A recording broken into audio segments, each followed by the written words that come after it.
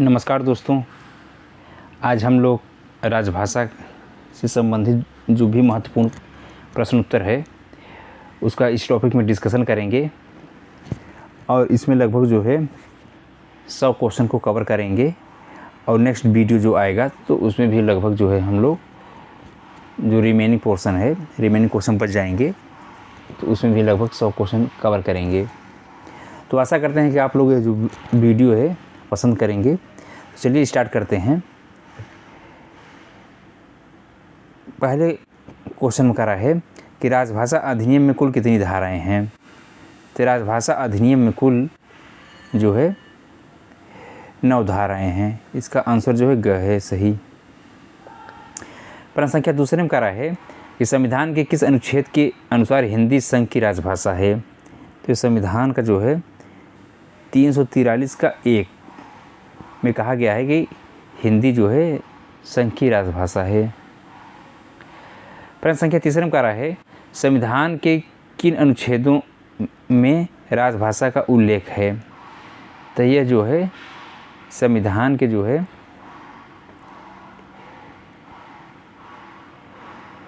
120 जो कि पार्ट 5 में है, 210 जो पार्ट 6 में है और 343 से लेकर 351 जो कि पार्ट 17 में है, यानी कि सभी में।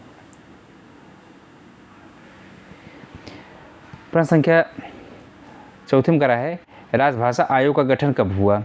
जो राजभाषा आयोग का गठन है ये 1955 में हुआ।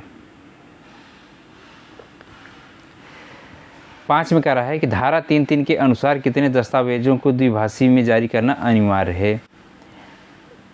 तो इसमें जो है ये टोटल 14 हैं दस्तावेज जिनको जो है द्विभाषी में जारी करना अनिवार्य है। प्रश्न संख्या 6 में कह रहा है राजभाषा नियमों की कुल संख्या कितनी है, यानी कि ये राजभाषा में कुल कितने नियम है। तो इसमें जो है टोटल 12 नियम हैं।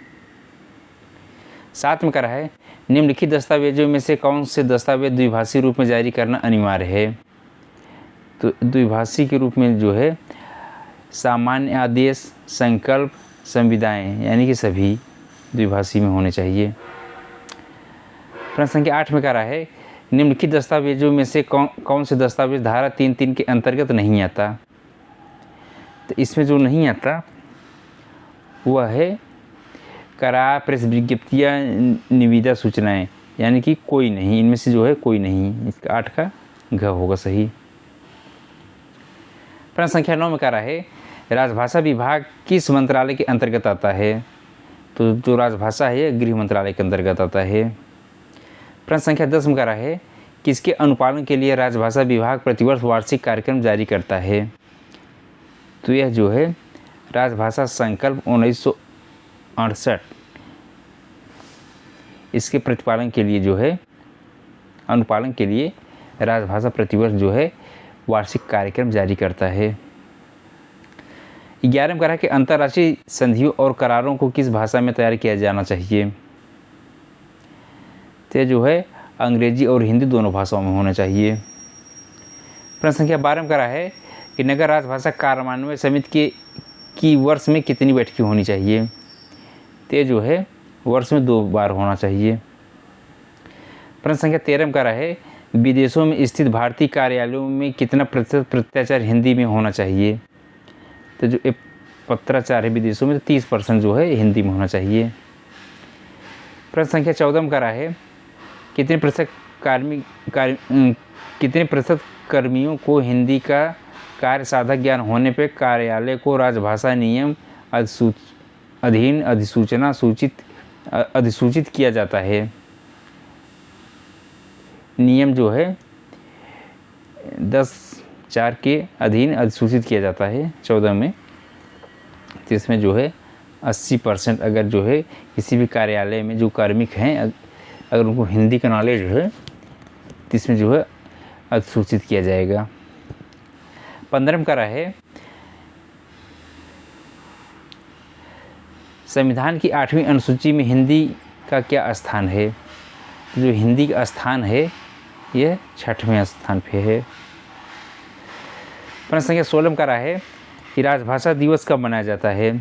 तो ये जो राजभाषा दिवस है ये मनाया जाता है 14 सितंबर को, यानी कि 14 सितंबर को जो है राजभाषा दिवस मनाया जाता है। प्रश्न संख्या 17 में कह रहा है राजभाषा विभाग का गठन कब किया गया। तो राजभाषा विभाग का गठन जो है 1975 में किया गया। प्रश्न संख्या 18 में कह रहा है इनमें से कौन सी भाषा संविधान की 8वीं अनुसूची में नहीं है। तो इसमें जो है अंग्रेजी जो है 8वीं अनुसूची में नहीं है। 19 में कह रहा है कि संविधान के किस अनुच्छेद में हिंदी भाषा के विकास के लिए निर्देश दिया गया है। तो ये जो है 351, 8 के नंबर 351 में दिया गया है। प्रश्न संख्या 20 में कह रहा है राजभाषा अधिनियम की कौन सी धारा जम्मू कश्मीर राज्य पर लागू नहीं होती। तो ये जो है 6 और 7 ये जो नियम है जम्मू कश्मीर में लागू नहीं होती। प्रश्न संख्या 21 में कह रहा है राजभाषा नियम 1976 को कब संशोधित किया गया। तो ये जो है 1987 में पहली बार, 2007 में दूसरी बार, 2011 में तीसरी बार, यानी किसका डी आंसर सही हो। 3 बार संशोधित किया गया है। प्रश्न संख्या 22 में कह रहा है कि हिंदी सलाहकार समिति की वर्ष में कम से कम कितनी बैठकें होनी चाहिए। तो वर्ष में जो है ये कम से कम 4 बार बैठकें होनी चाहिए। प्रश्न संख्या 23 में कह रहा है कि कार्यालय में राजभाषा कार्यान्वयन समिति की वर्ष में कितनी बैठकें होनी चाहिए। तो वर्ष में जो है 4 बार होना चाहिए।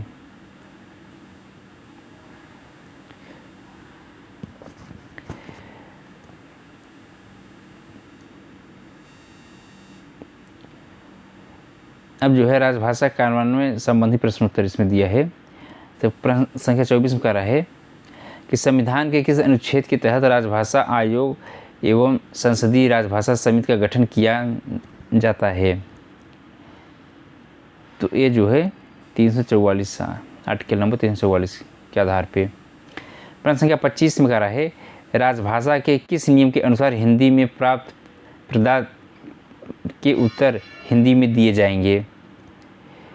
तो ये जो है नियम 5 के तहत। प्रश्न संख्या 26 में कह रहा है कि हिंदी सलाहकार समिति में गैर सरकारी सदस्यों की अधिकतम संख्या कितनी हो सकती है। तो ये जो है 15 हो सकती है। 27 में कह रहा है कि हिंदी सलाहकार समिति का कार्यालय में कार्यकाल कितने वर्ष का होता है। जो हिंदी सलाहकार समिति का कार्यकाल कितने वर्ष का होता है। तो जो है 3 वर्ष का होता है। 28 में कह रहा है केंद्रीय सरकार के कितने कार्यालय होने पर नगर राजभाषा कार्यान्वयन समिति का गठन किया जाता है। तो इसमें जो है 10 कार्यालय होने पे इसका आंसर ग सही है। 29 में कह रहा है संविधान की 8वीं अनुसूची में पहली भाषा कौन सी है। यानी जो पहली भाषा है 8वीं अनुसूची में वो कौन सी है। तो ये जो असमिया है ये पहली भाषा है। प्रश्न संख्या 30 में कह रहा है संविधान के किस भाग में राजभाषा का संदर्भ मिलता है। तो संविधान का जो है भाग 5, भाग 6, भाग 17, यानी कि सभी भागों में इसका आंसर जो है घ सही होगा। प्रश्न संख्या 31 में कह रहा है संविधान का अनुच्छेद 210(1) किस राज्य में लागू नहीं होता है। तो ये जो है जम्मू और कश्मीर में लागू नहीं होता। प्रश्न संख्या 32 में कह रहा है कि संसदीय राजभाषा समिति में लोकसभा के कितने सदस्य होते हैं। तो ये जो है लोकसभा के जो है 20 सदस्य होते हैं। प्रश्न संख्या 33 में कह रहा है संसदीय राजभाषा समिति में राज्यसभा के कितने सदस्य होते हैं। तो राज्यसभा के जो है 10 सदस्य होते हैं। प्रश्न संख्या 34 में कह रहा है हिंदी को राजभाषा के रूप में कब स्वीकार किया गया। तो हिंदी को जो है राजभाषा के रूप में 14 सितंबर 1949 को स्वीकार किया गया। प्रश्न संख्या 35 में कह रहा है संविधान की 8वीं अनुसूची में कुल कितनी भाषाओं का उल्लेख है। तो इसमें जो है टोटल 22 भाषाओं का उल्लेख है। प्रश्न संख्या 36 में करा है राजभाषा नियम 1976 के नियम 5 के अनुसार हिंदी में हस्ताक्षरित पत्रों का उत्तर किस भाषा में दिया जाना चाहिए। यानी कि जिस कोई भी लेटर है अगर उसमें हिंदी में हस्ताक्षर कर दिए हैं, सिग्नेचर कर दिए हैं, तो उसका जो जवाब है आपको हिंदी में देना पड़ेगा।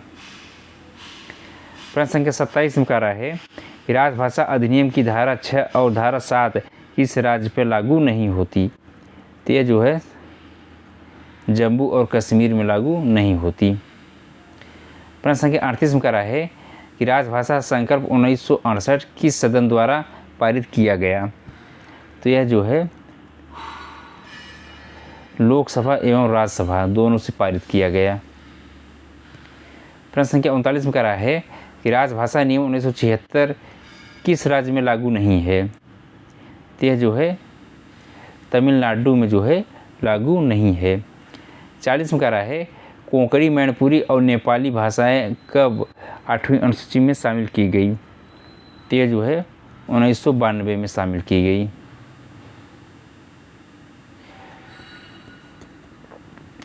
प्रश्न संख्या 40 में कह रहा है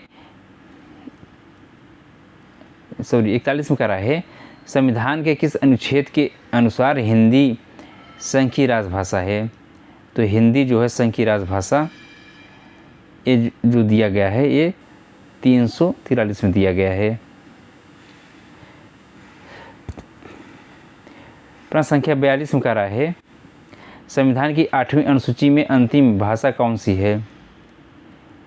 तो जो अंतिम भाषा है तो उर्दू है। प्रश्न संख्या 43 में कह रहा है राजभाषा नियम किस वर्ष बनाए गए हैं। जो राजभाषा नियम है किस वर्ष बनाया गया है। तो राजभाषा नियम जो है जो राजभाषा नियम है दोस्तों इसको जो है 1976 में बनाया गया है।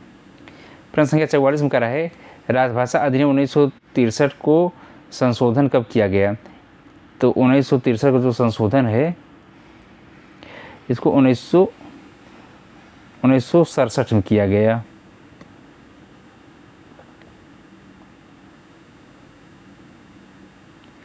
प्रश्न संख्या 45 में कह रहा है कि राजभाषा नियम 12 के अनुसार राजभाषा अधिनियम और उसके अधीन बनाए गए नियमों के उपबंधों का समुचित अनुपालन का उत्तरदायित्व किस पर होता है। तो इसका जो उत्तरदायित्व होता है यह प्रशासनिक प्रमुख पे होता है। जो प्रशासनिक प्रमुख होता है उस पर उत्तरदायित्व होता है।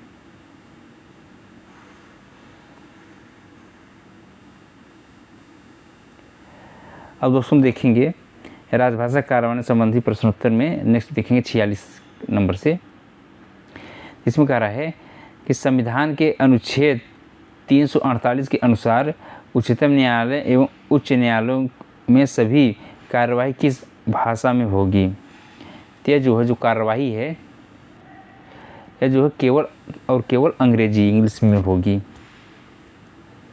47 में कह रहा है कि बोलने वालों की संख्या के अनुसार विश्व में किस भाषा का दूसरा स्थान है बाय परसेंटेज। तो इसमें जो है हिंदी का जो है ये दूसरा स्थान है। 48 कह रहा है कि राजभाषा अधिनियम कब लागू हुआ। जो राजभाषा अधिनियम है ये कब लागू हुआ। तो ये जो है 1963 को लागू हुआ। 49 में कह रहा है राजभाषा नियम कब लागू हुआ। जो राजभाषा नियम है ये कब लागू हुआ। तो ये जो है 1976 को लागू हुआ। 50 में कह रहा है कि केंद्रीय अनुवाद ब्यूरो की स्थापना कब हुई। जो केंद्रीय अनुवाद ब्यूरो है जिसकी स्थापना जो है 1971 ईस्वी में हुई। प्रश्न संख्या 51 में कह रहा है कि 9वां विश्व हिंदी सम्मेलन 22-24 सितंबर 2012 को कहाँ आयोजित हुआ। तो यह जो है आयोजित हुआ जोहान्सबर्ग साउथ अफ्रीका में। 52 कह रहा है संघ की राजभाषा की स्वर्ण जयंती किस वर्ष मनाई गई। तो जो स्वर्ण जयंती थी यह मनाई गई 1999 में। 1999 में मनाई गई। 53 करा है, संसदीय राजभाषा समिति के सदस्य कौन होते हैं? तो जो संसदीय राजभाषा के समिति के जो सदस्य होते हैं वो लोकसभा और राज्यसभा के जो सदस्य होते हैं वो होते हैं।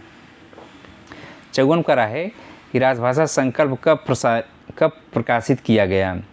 जो राजभाषा संकल्प है इसको कब प्रकाशित किया गया? तो 1968 को प्रकाशित किया गया। 55 करा है कि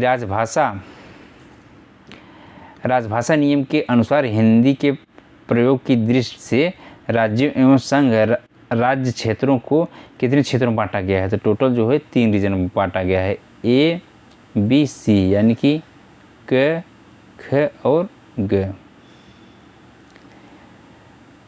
56 करा है कि राजभाषा अधिनियम की धारा 3(3) के अनुसार 14 कागज पत्रों को किस भाषा में जारी किया जा सकता है?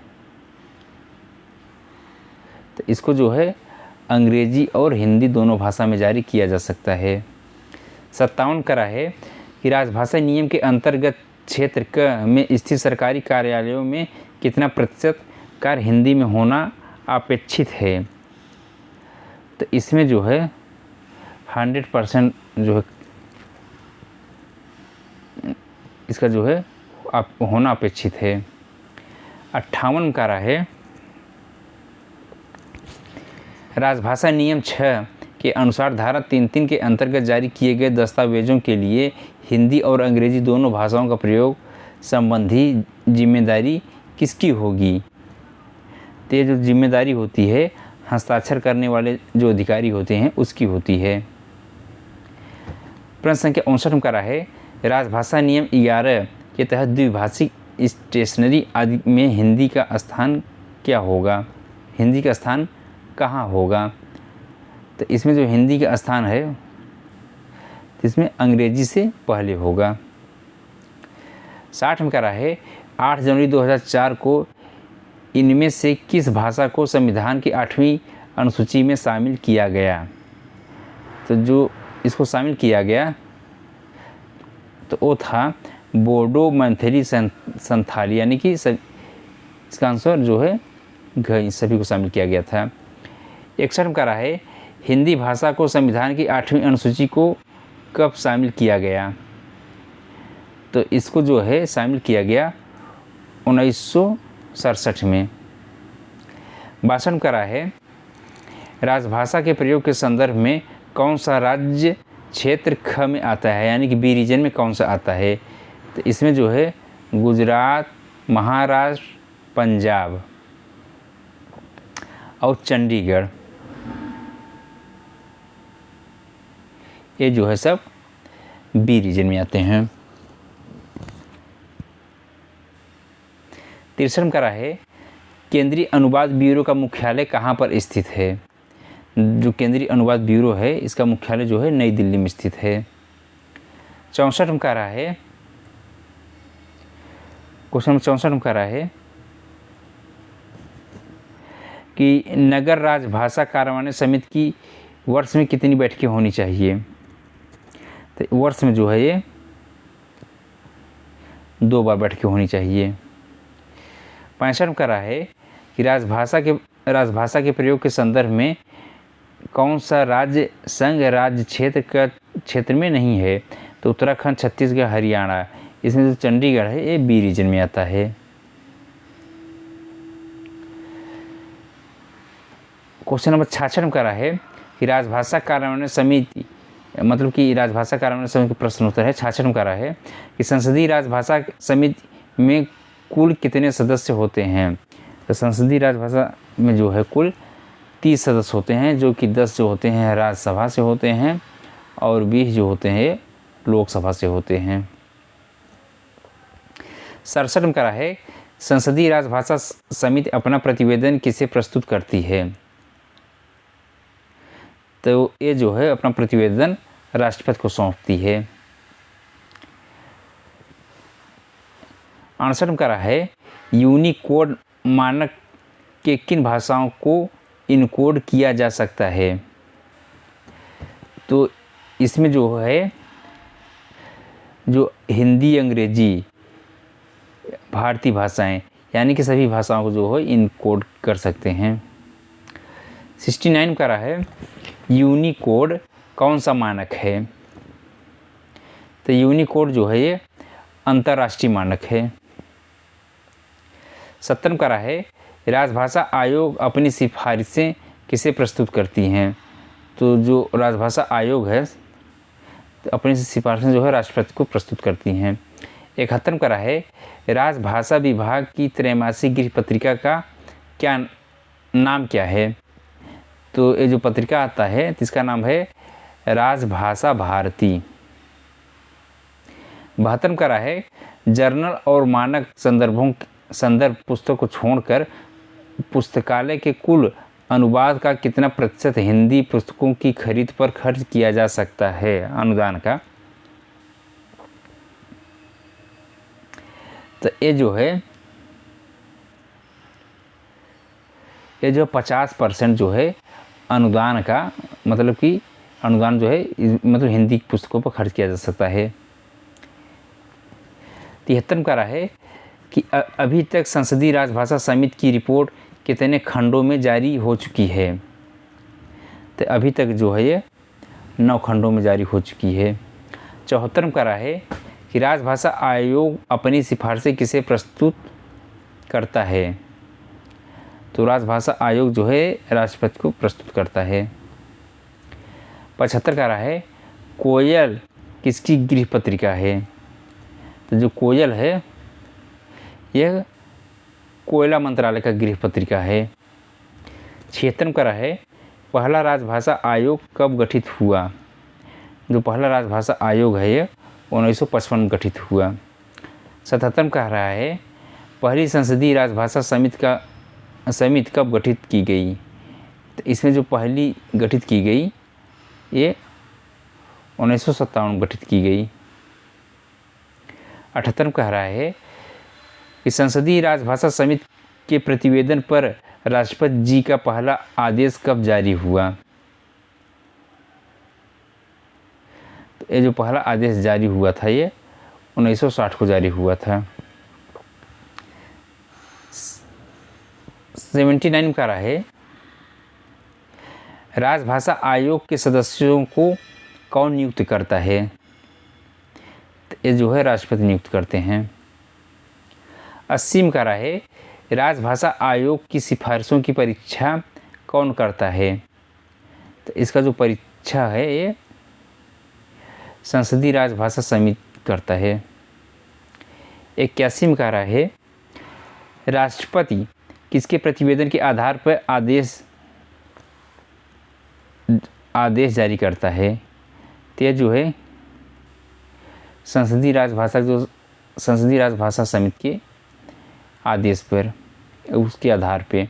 82 में कह रहा है संसदीय राजभाषा समिति का 9वां प्रतिवेदन कब जारी हुआ? तो जो 9वां प्रतिवेदन था ये 2011 में जारी हुआ। 83 में कह रहा है संविधान के अनुच्छेद 348 के अनुसार संसद या विधानमंडल द्वारा बनाए गए सभी नियमों, विनियमों और उपविधियों के प्राधिकृत पाठ किस भाषा में होंगे? तो ये जो है अंग्रेजी भाषा में होंगे। 84 में कह रहा है संसदीय राजभाषा समिति के कितने प्रतिवेदनों पर राष्ट्रपति के आदेश जारी हो चुके हैं? तो यह जो है 8 प्रतिवेदनों पे राष्ट्रपति के आदेश जारी हो चुके हैं। 85 में कह रहा है कि राजभाषा आयोग का गठन कौन करता है? तो राजभाषा आयोग का जो गठन होता है राष्ट्रपति करता है। 86 में कह रहा है राजभाषा अधिनियम की धारा 4(3) के अंतर्गत संसदीय राजभाषा समिति का प्रतिवेदन संसद के किस सदन में रखा जाता है? तो ये जो है दोनों सदनों में, यानी कि लोकसभा और राज्यसभा दोनों सदनों में रखा जाता है। 87 में कह रहा है राजभाषा अधिनियम की धारा 8 की शक्तियों का उपयोग कर केंद्र सरकार ने क्या जारी किया? तो ये जो है राजभाषा नियम जो है 1976 जारी किया। अब 88 में कह रहा है कि परंपरा के अनुसार संसदीय राजभाषा समिति के सदस्यों द्वारा किसे अध्यक्ष चुना जाता है। तो ये जो अध्यक्ष चुना जाता है यह गृह मंत्री को चुना जाता है। 89 में कह रहा है कि बीजी खेर किसके प्रथम अध्यक्ष बने। तो जो बीजी खेर थे ये राजभाषा आयोग के प्रथम अध्यक्ष बने। 90 में कह रहा है पहली संसदीय राजभाषा समिति की रिपोर्ट राष्ट्रपति को कब प्रस्तुत की गई। तो ये जो है 1959 को प्रस्तुत की गई। 91 में कह रहा है राजभाषा संकल्प संसद के दोनों सदनों द्वारा कब पारित की गई। तो ये जो है 1967 को पारित की गई। 92 में कह रहा है संविधान सभा ने हिंदी को संघ की राजभाषा के रूप में कब स्वीकार किया। तो जो है 14 सितंबर 1949 को संघ की राजभाषा के रूप में स्वीकार किया। 93 में कह रहा है कि 14 सितंबर को राजभाषा दिवस मनाने की शुरुआत कब से हुई।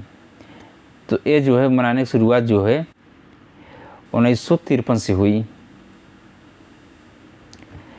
94 में कह रहा है कि विश्व हिंदी दिवस कब मनाया जाता है। जो विश्व हिंदी दिवस है ये 10 जनवरी को मनाया जाता है। 95 में कह रहा है प्रथम विश्व हिंदी सम्मेलन का आयोजन कहाँ पर हुआ। जो प्रथम विश्व हिंदी सम्मेलन था इसका जो आयोजन है यह नागपुर में हुआ। 96 में कह रहा है कि पहला विश्व हिंदी सम्मेलन कब आयोजित हुआ। जो पहला विश्व हिंदी सम्मेलन था तो ये जो है 1975 में आयोजित हुआ।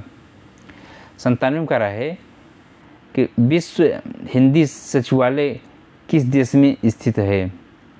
तो विश्व हिंदी सचिवालय जो है ये मॉरिशस में स्थित है। 98 में कह रहा है कि विश्व में लगभग कितनी भाषाएं बोली जाती हैं। तो विश्व में लगभग जो है 2800 भाषाएं बोली जाती हैं। 99 में कह रहा है कि तमिल, तेलुगु, मलयालम, कन्नड़ भाषाएं किस भाषा परिवार से निकली हैं। तो ये जो है द्रविड़ भाषा परिवार से निकली हैं।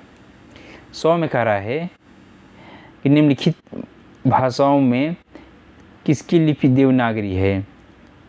तो ये जो है हिंदी, मराठी, नेपाली यानी कि इन सभी की जो है लिपि जो है देवनागरी है। इस तरीके से दोस्तों हमारा जो है यहाँ पे 100 क्वेश्चन की जो श्रृंखला थी तो इसमें जो है आज पहला पार्ट हुआ। नेक्स्ट पार्ट जो है हम जल्द ही लाएंगे। तो आशा करते हैं कि आप लोग के जो वीडियो है पसंद करेंगे। साथ ही साथ इसको जो है आप लोग जो इसको चैनल को लाइक और सब्सक्राइब कीजिए। धन्यवाद दोस्तों।